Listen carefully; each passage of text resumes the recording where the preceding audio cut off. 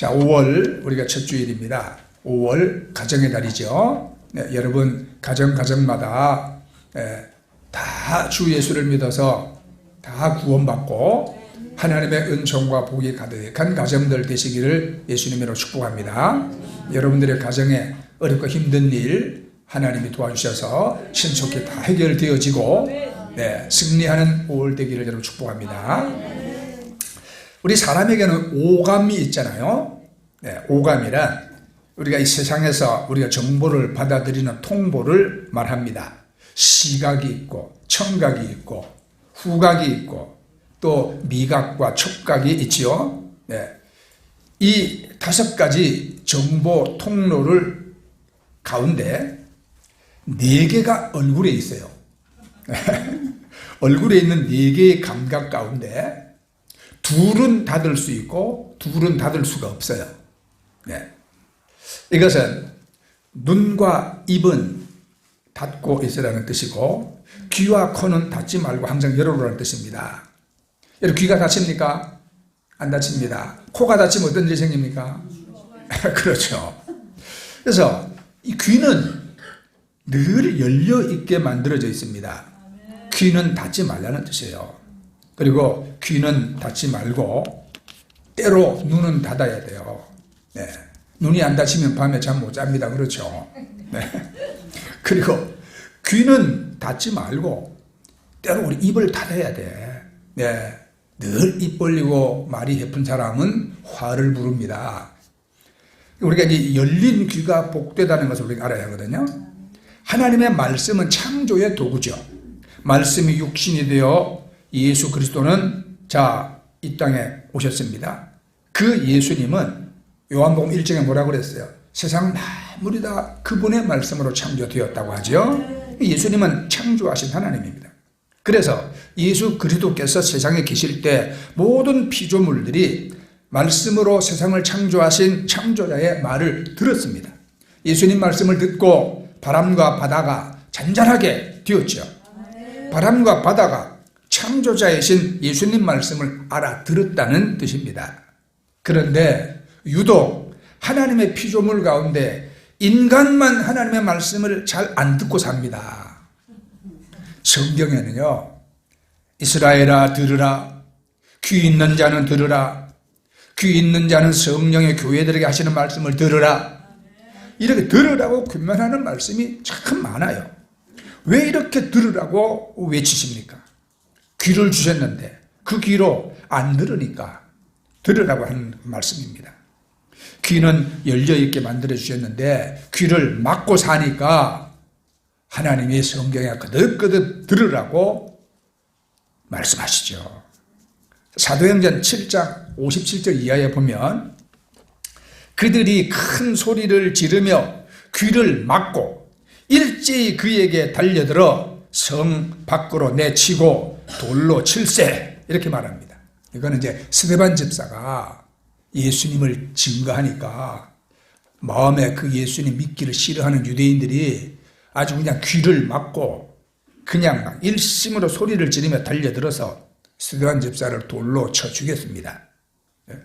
유대인들은요, 열린 귀를 억지로 닫고 있는 겁니다. 열린 귀를 억지로 닫고 있는 것은 최고의 어리석음입니다. 그들이 가지고 있던 율법, 어떤 선입견, 그들의 아집과 교만이 그들로 하여금 귀를 닫게 만든 겁니다. 그래서 믿음은 이 귀 기울임에서부터 시작합니다. 성경은 로마서 10장 17절에 믿음은 들음에서 나며 들음은 그리스도의 말씀으로 말미암았느니라 그랬죠. 믿음은 들어야 돼요. 뭘 듣는다가 중요하잖아요. 제가 말씀드렸죠. 어떤 사람이 이상한 사업 설명회 갔어요. 가가지고 열심히 들었어요.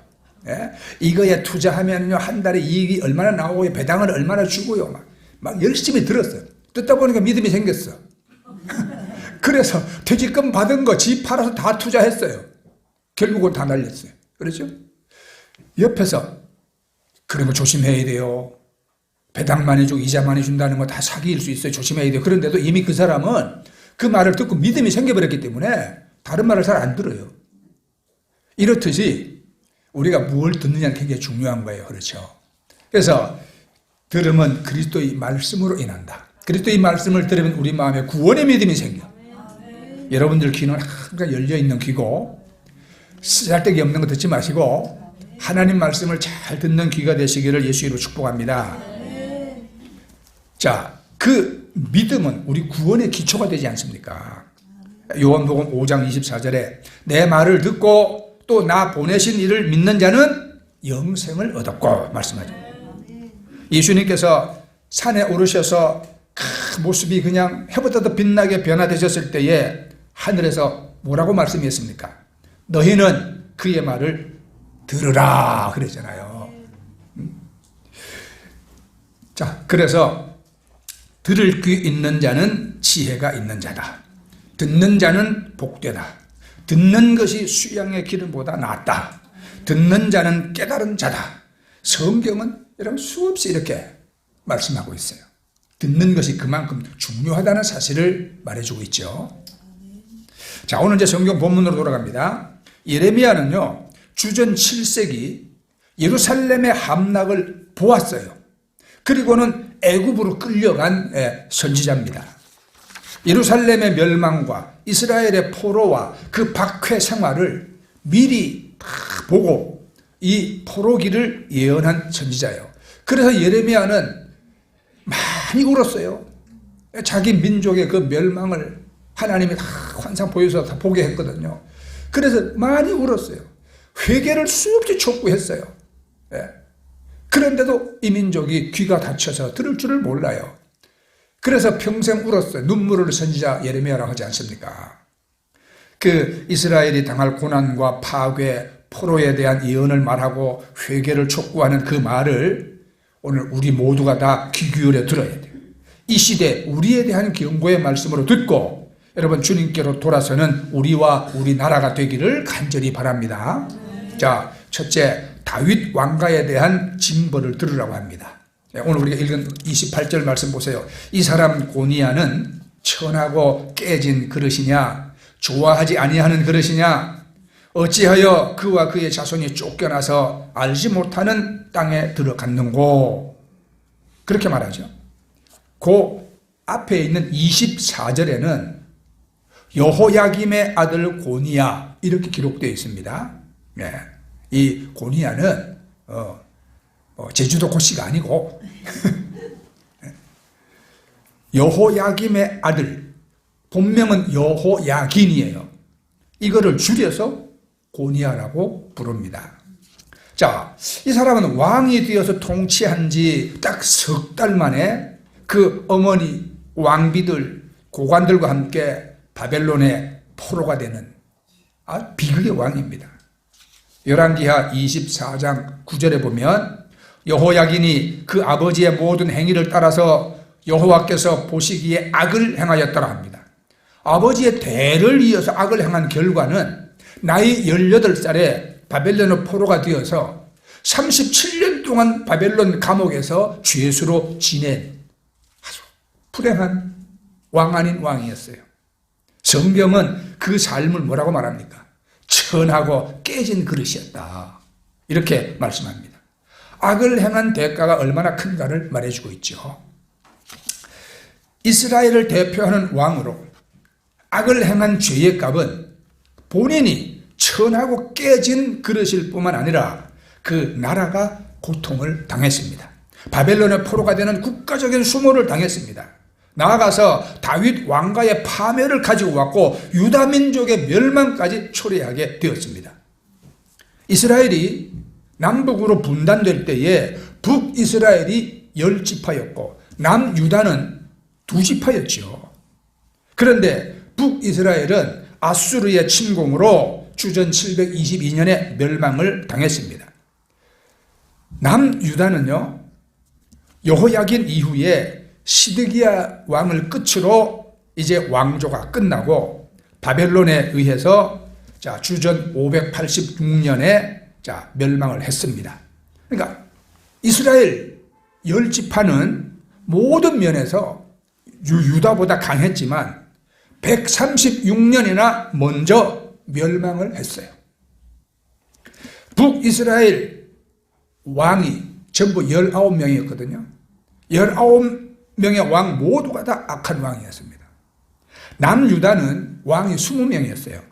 20명 중에 8왕이 정직한 왕이었어요. 결국 나라의 흥망과 정직한 왕과 악한 왕의 이 차이였어요. 나라의 흥망이 어디서 시작되냐 이 말이에요. 정직한 왕과 악한 왕의 차이. 여기 윤은숙 집사님 시원한 냉수 한 그릇 갖다 드리세요. 필요해. 시원한 냉수 한 그릇 갖다 드리세요. 자, 나라가 백성의 수나 물질의 부여나 아니면 군대의 수나 아니면 그 무력 때문에 든든하고 왕조가 견고한 것이냐. 성경의 해답은 여러분 그렇지 않습니다. 이스라엘과 유다를 보면 해답을 알 수가 있죠. 하나님 앞에 정직해야 돼요. 하나님을 믿고 우상을 버리고 하나님 말씀을 순종하는 것이 나라가 강성한 조건입니다. 네. 한 사람의 악한 왕이 나라를 망하게 하듯이 한 사람의 정직한 왕이 나라를 흥하게 합니다. 우리 한 사람 한 사람이 소중하지 않는 사람이 없어요. 우리 한 사람 한 사람이 여러분 나라를 흥하게 만들 수도 있고 집안을 흥하게 할 사명을 우리가 다 가지고 있는 것입니다. 예레미야 5장 1절 말씀 보면 너희는 예루살렘 거리로 빨리 다니면서 그 넓은 거리에서 찾아보고 알라. 너희가 만일 정의를 행하며 진리를 구하는 자를 한 사람이라도 찾으면 내가 이 성읍을 용서하리라. 하나님이 그렇게 말씀했어요. 한 사람의 의인이 있으면 이 성읍이 멸망당하지 않도록 하나님이 용서하시고 돌봐주겠다는 말씀이거든요. 한 사람의 의인이 여러분 국가의 운명을 좌우하죠. 하나님은 예루살렘에 의인 한 사람이 있으면 그 성읍을 용서하시겠다 말씀했어요. 소돔과 고모라를 보세요. 여러분 의인 10명이 없어서 멸망당했습니다. 10사람의 가치가 얼마나 큰 겁니까? 만약 의인 10명이 있었다면 소돔과 고모라가 멸망하지 아니했을 것입니다. 오늘 성경에 고니야라고 불린 여호야긴 한 사람으로 말미암아 나라는 쇠퇴하고 망해 갔습니다. 여러분 동남아에 싱가포르라는 나라 있죠. 네, 싱가포르의 그 전 수상 리콴유 이 수상은요, 이제 2015년에 세상을 떠났지만 지금도 싱가포르 사람들에게는 아주 국민적인 영웅입니다. 이 싱가포르는 말레이 반도 저 끝에 붙어 있었던 가난한 섬나라였거든요. 이 싱가포르가 말레이 연방에 속해 있었는데 말레이 민족이 다르다는 이유로 말레이 연방에서 1965년에 쫓겨났어요.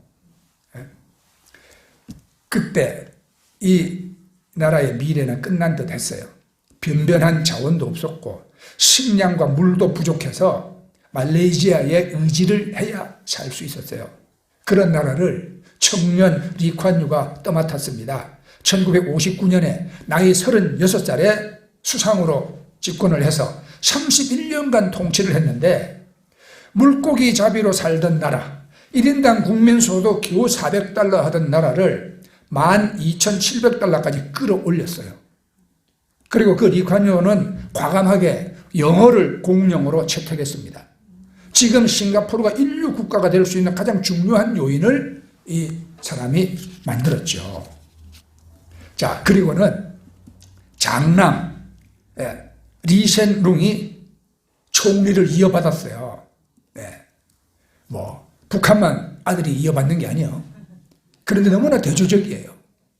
북한은 이어받아가지고 지금 쫄딱 망하고 있지만 여기 싱가포르는 이어받아가지고 더 놀랍도록 발전을 시킵니다. 아들은요, 이 싱가포르를 아버지 대를 이어서 얼마나 정말 경쟁력 있는 국가로 만들었는지 국제금융지수가 3위예요. 싱가포르이. 인적 자원 경쟁력이 세계 2위예요. 모든 국가 경쟁력 지표를 세계 최상위 수준으로 올려놓았어요. 세계에서 제일 좋은 공항이 어디냐?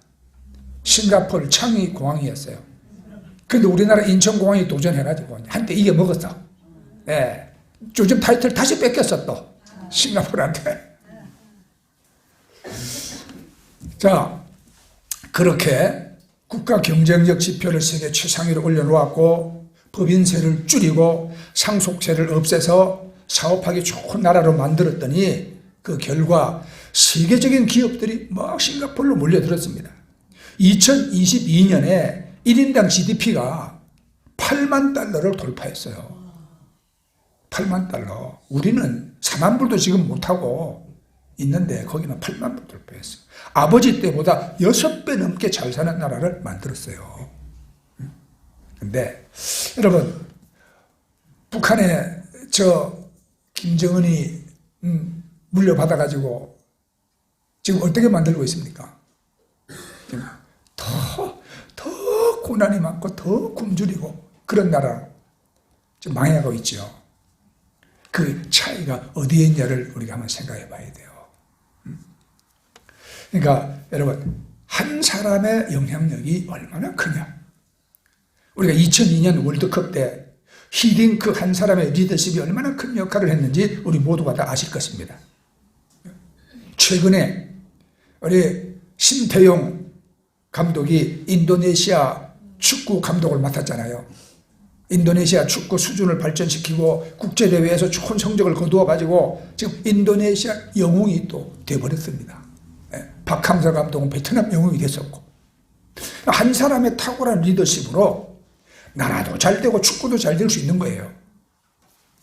빌 게이츠가 쓴 인생 충고 10가지라는 책이 있습니다. 그 책 가운데 보면은 내 인생을 내가 망치고 있으면서 부모 탓을 하지 마라, 이런 대목이 있어요. 우리 한 사람이 자기 몫을 잘해서 가정도 잘 되고 나라도 잘 되게 하는 것이 우리의 사명입니다. 빌 게이츠는요, 이렇게 말했어요. 가난하게 태어난 것은 당신 잘못이 아니지만 가난하게 죽는 것은 당신 책임이다, 그렇게 말했습니다. 우리말에도 여러분, 잘 되면 내 탓이요, 못 되면 조상 탓이라는 말이 있지 않습니까? 어떤 일에도 조상 탓하지 말고 내가 조상보다 더 잘 되도록 해야 하는 것이요.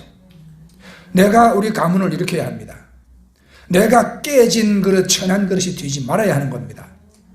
디모데후서 2장 21절 말씀 보면 자기를 깨끗하게 하면 귀히 쓰는 그릇이 되어 거룩하고 주인이 쓰심에 합당하며, 이렇게 말씀했죠. 우리 모두가 다 추한 그릇이 아니라 여러분 깨끗한 그릇, 깨진 그릇이 아니라 귀한 그릇이 돼요. 여러분의 가문을 흥황하게 일으키고 또 우리 지역 사회를 여러분 발전시키는 그런 귀한 역할을 다 감당하시기를 예수님 이름으로 축복합니다. 예, 자신이 없네. 아멘 소리가. 좀 기뻐진 소리.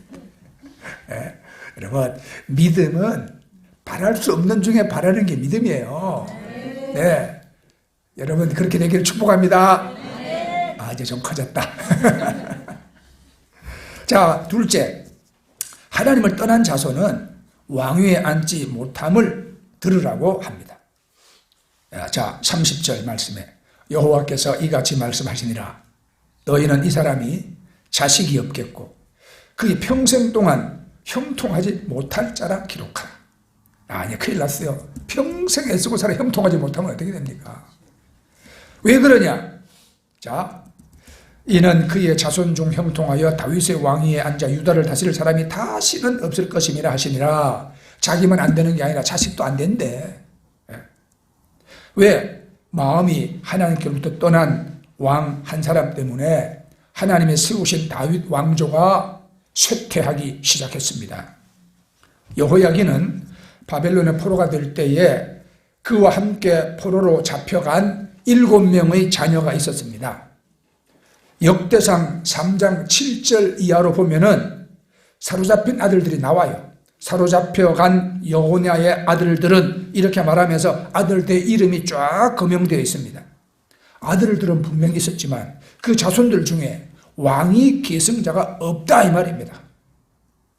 아들이 있으면서 왕위 계승자가 없다는 것은 아예 아들이 없는 것보다 더 고통스러운 일을 당하고 있는 셈입니다. 후대가 선대보다 못한 집안들 성경에 많이 나와요. 선대는 훌륭했지만 후대가 그렇지 못한 것이 얼마나 안타까운 일인지 모릅니다. 자, 아론이 초대 제사장이었죠. 당시 제사장직은 세습이 되었습니다. 그런데 아론의 첫째와 둘째 아들 나답과 아비후는 하나님의 계명을 어기고 제 멋대로 여호와의 불이 아닌 다른 불을 여호와의 제단에 들이다가 죽었습니다. 제사장의 엘리의 아들들 홈리와 비느하스는 하나님께 대한 제사를 욕되게 하고 온갖 악한 일을 저질렀습니다. 결국은 여러분 다 죽어요. 불행하게. 위대한 사사요 선지자인 사무엘의 아들들인 요엘과 아비야는 사람들에게 돈을 받고 재판을 굳게 해서 뇌물 받아먹고 억울한 사람을 막 만들어서, 그러니까 백성들이 막 불평을 하면서 사무엘에게 이래갖고 못 살겠습니다, 왕을 세워달라, 이제 그렇게 말했잖아요. 다윗은 성군이었고 훌륭한 지도였지만 아들 압살롬이 아버지를 반역해서 다윗이 피하여 도망다니고 싸웠고 결국은 자기 자식 다윗의 병사가 그 잘난 아들을 죽이는 비참한 일을 당했지 않습니까? 히스기야 왕 정직한 왕이었지만 아들 므낫세는요, 아버지 히스기야가 헐어버린 바알과 아세라 신당을 다시 세우고 하나님 앞에 악을 행했습니다. 이게 후대가 선대보다 못한 일은 지금도 우리 주위에 흔하게 볼 수가 있어요. 신명기 1장 8절 말씀 보면 내가 너희의 조상 아브라함과 이삭과 야곱에게 맹세하여 그들과 그들의 후손에게 주리라 한 땅이 너희 앞에 있으니 들어가서 그 땅을 차지할지니라, 그렇게 말씀하죠. 나로 말미암아 후손이 복을 받게 된다고 하나님께서 모세에게 말씀했는데, 이런 은총이 우리를 통하여 우리 후손들, 자식 세대들에게 우리가 나타나야 되는 것이에요. 출애굽기 34장 7절에 인자를 천대까지 베풀며 악과 과실과 죄를 용서하시리라. 그러나 벌을 면제하진 아니하고 아버지의 악행을 자손 3, 4대까지 보응하리라. 하나님은 그렇게 말씀했습니다. 이 말씀은 저 앞에 말씀드린 말씀과 반대되는 말씀이잖아요. 나 때문에 후손이 복을 받는 게 아니라 벌을 받게 된다는 말씀입니다. 네? 부모 세대가 잘못하면 자식 세대 3, 4대까지 보응을 받아, 죄에 대한 보응을. 여러분 집안은 결코 이렇게 되는 집안이 아무도 없기를 바랍니다. 우리가 이런 가정의 달을 맞으면서 우리 다 자식들 여러분 잘 되기를 바라잖아요. 자식들에게 좋은 것 먹이고 좋은 것 입히고 애써 버는 돈 펑펑 써가면서 뭐라도 가르치기를 원하고, 자식 세대들이 부모 세대보다 이 사회에서 여러분 더 나은 지위를 얻고 더 낫게 살아가기를 우리 원합니다. 부모 마음 다 같잖아요. 그런데 그것이 예수 믿는 사람이 안 믿는 사람은 다 똑같잖아요. 예수 믿는 사람은 뭔가 달라야 되는 게 있지 않습니까? 우리는 하나님 보시기에 우리가 여러분 바른 믿음으로 하나님을 경외하며 우리가 바르게 의를 향하며 살아갈 때에 그렇게 되는 복을 누가 주시냐? 하나님이 주시는 거예요. 하나님이. 네. 그래서 여러분, 나로 말미암아 후손이 복을 받게 할 것인지 벌을 받게 할 것인지 선택은 자기 자신의 몫이에요. 나와 후손을 위해서 여러분은 거룩한 선택을 해야 하고 영적인 선택을 해야 하는 것입니다. 인간적인 선택, 육체적인 선택은 나와 후손을 망칠 수 있다는 사실을 우리가 항상 명심해야 하는 것입니다. 미국의 신앙의 명문가라 불리는 집안이 있죠. 이 청교도 신학자인 조나단 에드워드 집안입니다. 이번에 후대 위대한 인물들이 굉장히 많이 배출됐습니다. 그 가문에는 많은 목사, 또 정치가, 학자, 의사, 사업가들이 헤아릴 수 없이 많이 배출됐어요. 다 이웃에게 유익을 나누고 국가에 공헌한 훌륭한 사람들. 이 신앙의 명문 가정이 국가와 세계에 공헌한 훌륭한 인물들을 수없이 많이 배출하는 것을 역사가 증명하고 있는 것입니다.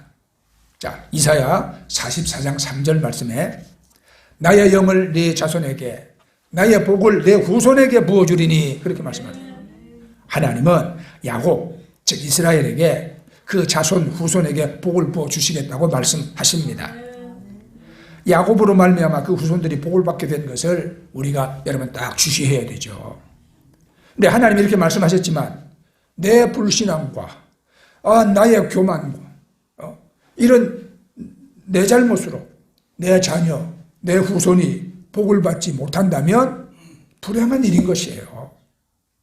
내가 절대로 후손들에게 주실 복을 가로막는 장벽이 되지 말아야 하는 것입니다. 절대 그렇게 돼서는 안 되죠.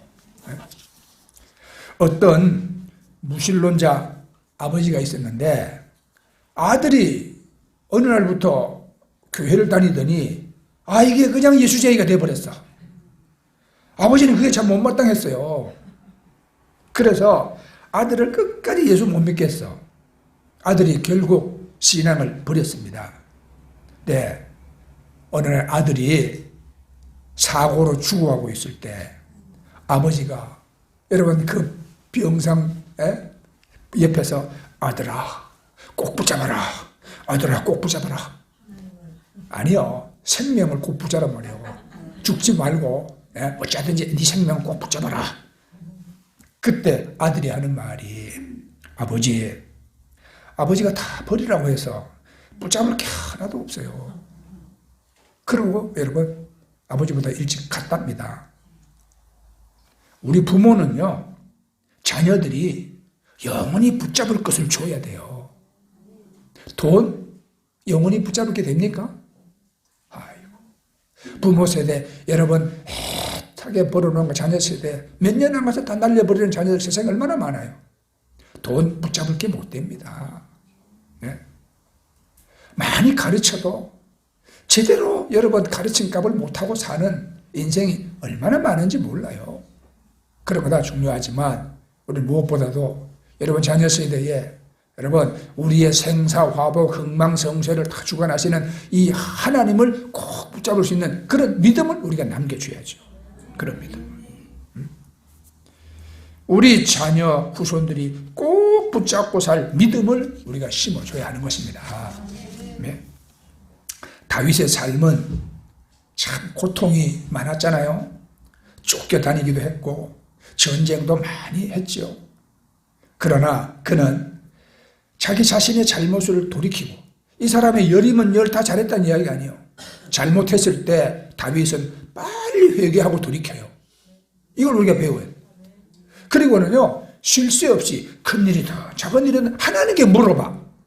다윗이라는 사람은 전쟁 나갈 때도 하나님 지금 나갈까요? 물어보잖아요. 그럼 하나님 응답해줘. 밤에 요리 가서 매복했다가 나오면 쳐라. 그렇게 하나님께 다 큰일은 작은 일은 물어보고 그 말씀대로 순종하는 삶을 살았거든요.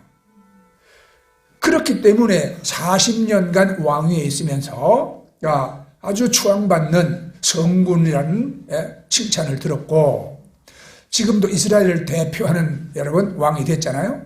이스라엘 국기에 그려져 있는 별이 무슨 별입니까? 다윗의 별. 그 덕분에, 그 아버지의 신앙 덕분에 후손들이 참 다 잘 되었어. 반면에 사울 왕은 어땠습니까? 사울 왕은요 하나님께 물어보는 게 없어. 하나님께 물어보는 게 없어. 순종하는 마음도 없었어요. 이런 자는요, 권력이나 권위가 주어졌을 때 발생하는 비극적인 결과를 초래합니다. 결국은. 그래서 이 지위라는 것은 섬김이 되어야 하는 것입니다. 저는 여러분들의 지위가 다 높아지기를 바랍니다. 네. 성경에 있는 말씀처럼 위에 있고 아래 내려가지 아니하고 머리가 될지언정 꼴이 되지 아니하고 남에게 꾸어줄지라도 꾸지 아니하는 여러분 그런 사람 되기를 원합니다. 그런데 이제 그런 권력을 우리가 행사하기 위해서 높아지는 것이 아니라 섬기기 위해서 우리는 높아져야 하는 것입니다. 사람이 지위를 가지고 섬기지 않으면 교만해집니다. 교만이라는 것은 자기 사랑이고 자기 신격화예요. 윤리학자인 라인홀드 니브라는 학자는 교만을 몇 가지로 나눴더라고. 첫째는 권력의 교만, 두 번째는 지식의 교만, 세 번째는 덕의 교만으로 분류했어요. 권력 가지면 뭐든지 제 마음대로 하려고 하는 교만 따라옵니다. 또 지식의 교만, 많이 배워서 남보다 내가 좀 더 안다고 생각할 때 이 사람은 또 교만해질 수 있어요. 그 다음에 세 번째 덕의 교만, 우리가 남에게 많이 베풀고 뭐 칭찬받을 일을 많이 하고 살았다. 이건 좋은데 그렇게 되면 또 내가 우월감을 가지고 교만할 수 있다는 거예요. 그래서 결국 섬김이 없는 권력은 교만이 되고 그것은 잘못하면 여러분 폭력으로 변할 수 있다는 사실입니다. 중국 속담에는요, 아무리 현자라도 권력을 가지면 3년 만에 바보가 된다, 이런 말이 있습니다. 누리기만 하는 권력이란 바보처럼 변하게 하는 재주를 가지고 있어요. 권력은 누리는 것으로, 행사하는 것으로 사용하면 사람을 바보로 만드는 것이거든요.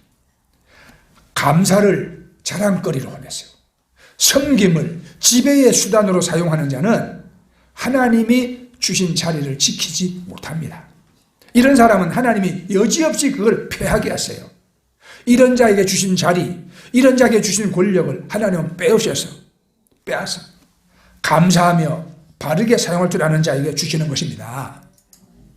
그러니까 여러분, 너희 안에 이 마음을 품으라, 곧 그리스도 예수의 마음이니 그랬죠.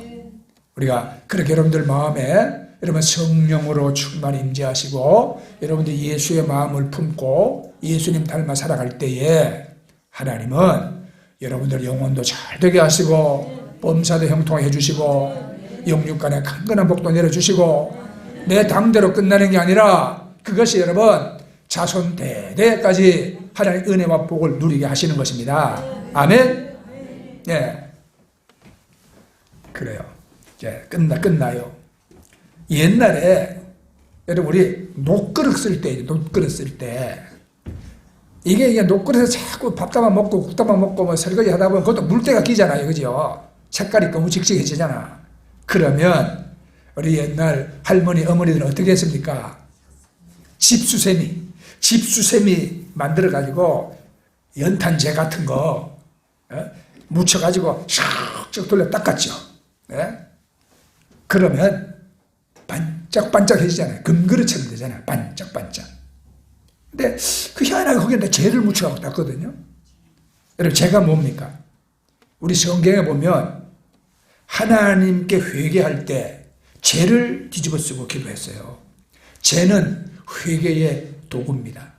우리 자신이 회개로 닦으면 우리는 반짝반짝한 깨끗한 그릇이 되어지는 것이죠. 그러면 하나님이 사랑하시고 우리 가정과 우리 자식들 후대가 다 잘되게 하시는 것입니다.